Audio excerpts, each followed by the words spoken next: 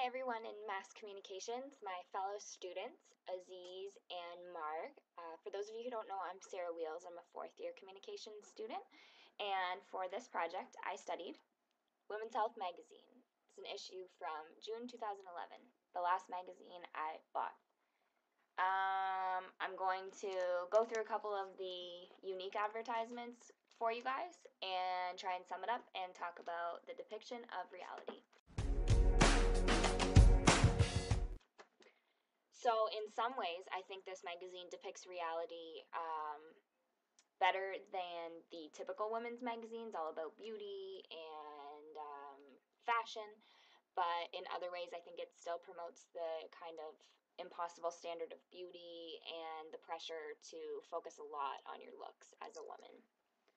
So the first thing, in terms of gender, I thought it was funny that there are no males in this magazine. There's two advertisements that feature a male.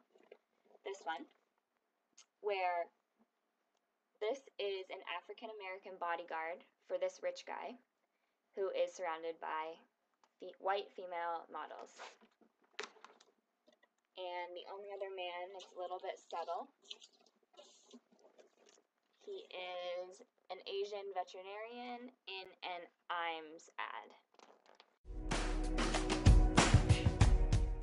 So the funny thing I thought about that is actually all three men featured in these two advertisements are of other ethnicities. Even the rich guy in there he looked to be some type of Latin ethnicity, whereas like 90% of the women are white. So I thought that was kind of funny. I am going to point out, though, the 5 cases where another race was represented in the female models. So in this ad for Ray Shoes, this is an African American model running.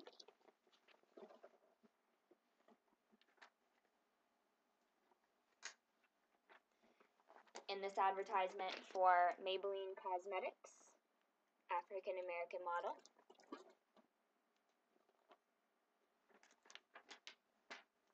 In this advertisement for Secret Deodorant, this African American woman is representing Procter & Gamble as their health and beauty expert.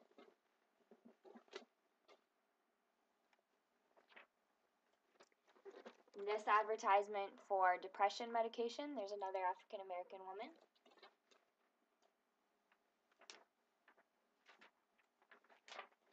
And finally, in this advertisement for Dove, there's another African American woman. So unfortunately, that was the only representation, the only other culture represented was African American. So I used Daniel Chandler's analysis on semiotics for beginners because I thought it was clear and easy to follow. So in terms of the messages that the text is sending, I think some of the advertisements do speak to the average woman. There's advertisements for Walgreens and for cars, for pet food, for lots of healthy food products, and this is stuff that real women are interested in. That's different than the typical beauty magazine where it's all diamonds and fashion and really expensive products.